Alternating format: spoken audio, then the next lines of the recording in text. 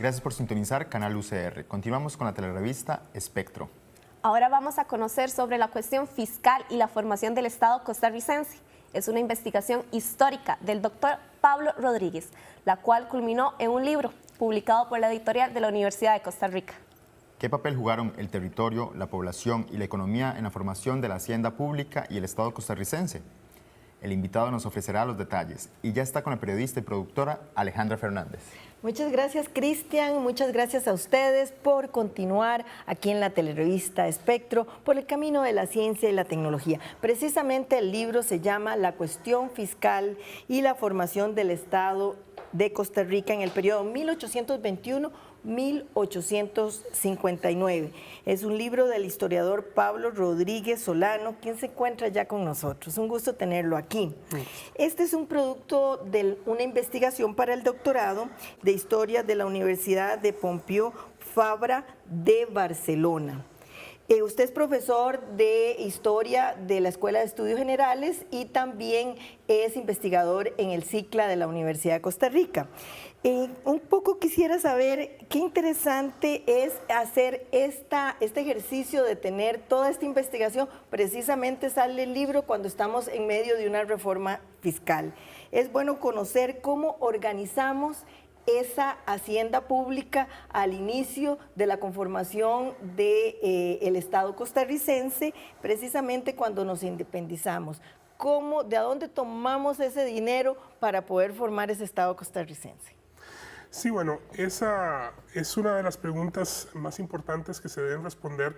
Y bueno, esto viene de una tendencia de nuevos estudios históricos que están tratando de reacomodar la perspectiva de explicar el Estado y la formación del Estado costarricense dentro de lo que serían las nuevas modernidades latinoamericanas, tratando de comprender de cierta manera esa transición que se establece entre colonia y Estado independiente y tratando de comprender que no partimos de cero.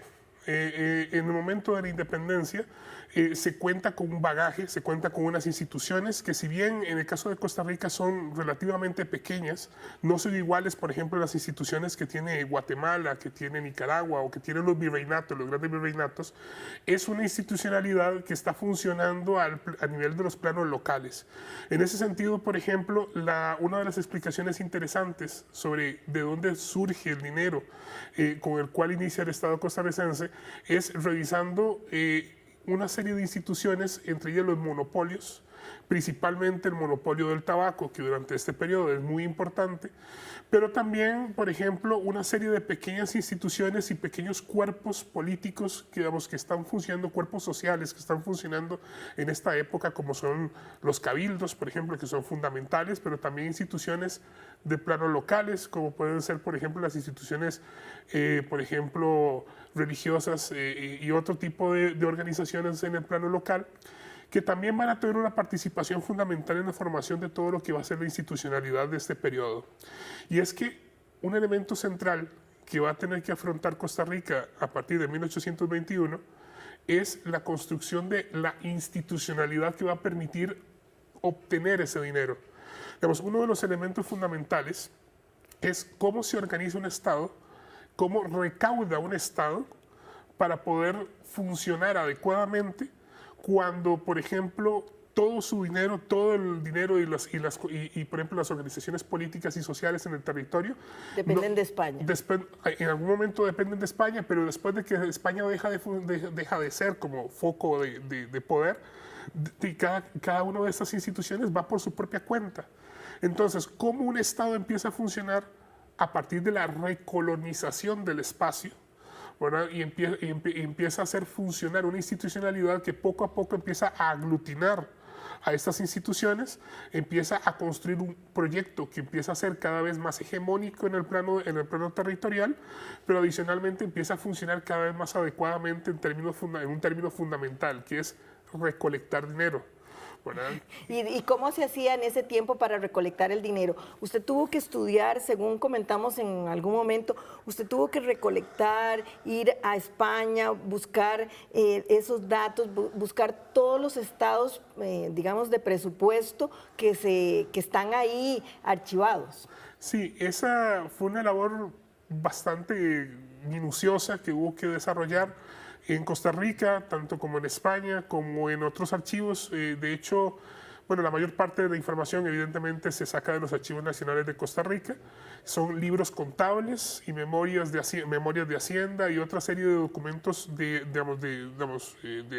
cabildos y demás que permiten reconstruir día a día la Hacienda, la recolección, los dineros que entran, los dineros que salen, ir recolectando y reconstruyendo la contabilidad nacional a lo largo de 50 años, que es un proceso muy minucioso, muy cansado en realidad, pero muy al final con resultados muy interesantes, que se complementa con datos, por ejemplo, de los archivos en España, pero también se complementa con datos de archivos, por ejemplo, del Foreign Office en Londres, que permiten corroborar, por ejemplo, la dinámica de esa contabilidad en función, por ejemplo, del Estado con respecto a, por ejemplo, a Nicaragua, o Guatemala y otros cuerpos que están funcionando en la época. Hay algo muy importante que me llamó la atención. A raíz de cuando ya venían los estados o las provincias se estaban independizando, en donde surge todos los problemas con la Corte de Cádiz, ya había variado un poco el funcionamiento político y territorial en muchas de las provincias de América Latina. Y en ese caso ya Costa Rica también se había afianzado en municipios, en cabildos, en donde estaban tratando de ejercer el poder como muy independientemente. Y por otro lado, según pude leer en parte de sus conclusiones, había un grupo hegemónico que quería retomar ese poder. Tal vez no sé si usted nos puede explicar un poquito cómo jugó esos pesos y contrapesos para poder establecer la construcción de ese Estado a partir de una hacienda. Hay que considerar una serie de cosas en ese sentido. Si tomamos en cuenta los cabildos, hay que considerar, por ejemplo, la dinámica de poderes que se establece en Costa Rica desde fines del siglo XVIII, precisamente a partir de la reconfiguración del tabaco, que es algo que ha tratado muy bien Rico Aldave y otros historiadores, pero también con el surgimiento de nuevas fuentes de ingresos, por ejemplo, evidentemente las nuevas importaciones que van a empezar a surgir durante estas décadas. El comercio. El comercio y eventualmente, por ejemplo, el aguardiente, que también ha sido muy estudiado en una tesis muy novedosa por Iliana Dalolio. Pero sí hay que considerar, por ejemplo, otra serie de influencias también en términos generales, que es, por ejemplo, reconsiderar, por ejemplo, el papel que tuvo Cádiz en la formación de un ideario político, pero también de un ideario hacendístico, una serie de conceptos fiscales, como por ejemplo la unidad de caja, los presupuestos, la fiscalización, la legalización fiscal, que es por ejemplo el hecho de que los fondos de ingresos y gastos de una caja sean aprobados por una autoridad legítimamente elegida. Ese tipo de conceptos que surgen en Cádiz van a tomar un papel fundamental en las discusiones que van a iniciar con la independencia y que van a funcionar precisamente a partir de también las dinámicas que se van a establecer entre los distintos municipios. Dinámicas que se van a fortalecer o transformar precisamente a partir de esas dinámicas económicas de final del siglo XVIII, porque recordemos que San José surge precisamente del impulso del tabaco, por ejemplo, pero que, por ejemplo, Heredia, el mismo San José y Alajuela no existían como cabildos antes de Cádiz. Entonces, ya en 1821 hay una dinámica que se plantea muy interesante alrededor de qué proyecto político hay que seguir. Y en ese sentido hay que recordar que está, por ejemplo, el Imperio Mexicano. Pero no solamente el Imperio Mexicano, durante un tiempo también se consideró la unión, por ejemplo, a la Gran Colombia. Entonces, en ese sentido, hay tres dimensiones. Está la dimensión regional, ¿verdad? Esa gran dimensión de lo político que está sucediendo en el plano americano, ¿verdad? Las independencias, pero principalmente los proyectos políticos que surgen. Un plano más regional, que es la dinámica que se establece, por ejemplo, entre Costa Rica y Nicaragua o Guatemala, ¿verdad? Y un plano local que tiene que ver con las dinámicas de poder entre los distintos cabildos, que están compuestos por élites que en gran medida están emparentadas entre sí, que tienen dinámicas... Esa es una de sus conclusiones. Claro, y que ha sido trabajada por otros historiadores como Eduardo Madrigal, por ejemplo, que están relacionadas entre sí por familia, ¿verdad? Que tienen negocios y que a partir de esos negocios ellos recomponen un núcleo, ¿verdad? Que todavía, por cierto, es un campo que debe estudiarse todavía mucho más en términos a corroborar o rechazar una hipótesis que yo planteo fuertemente en el libro, que es la existencia de una comunidad de intereses, que en ese sentido permite o permitiría en gran medida entender, por ejemplo, algunas de las decisiones que se toman durante este periodo en función, por ejemplo, de permanecer unidos o de separarse y tomar rumbos diferentes, que es algo que se consideró fuertemente. Recordemos, por ejemplo, que Heredia se mantuvo separada de Costa Rica durante más o menos 2 años y tuvo que fue obligada a unirse de nuevo a Costa Rica, precisamente en la batalla de Ochomogo de 1823.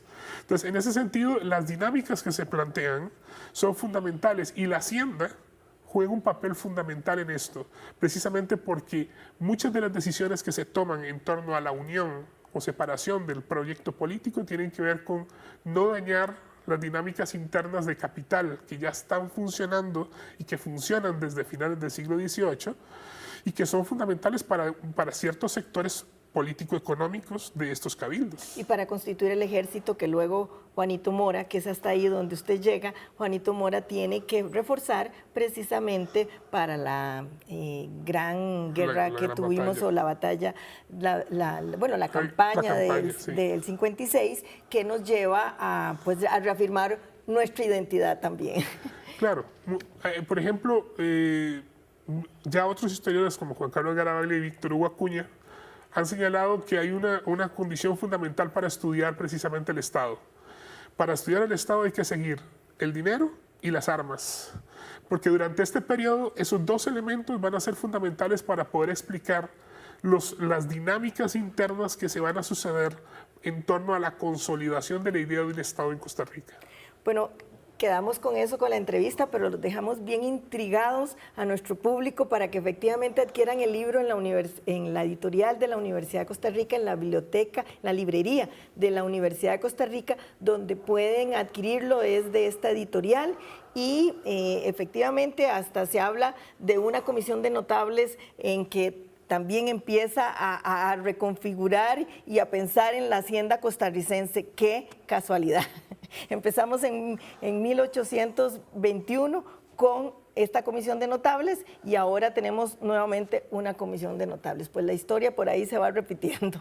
Muchísimas gracias, Pablo, por entusiasmarnos con esta obra fundamental. A ustedes los dejo, nos vemos en otra oportunidad, pero nuestros compañeros tienen más información.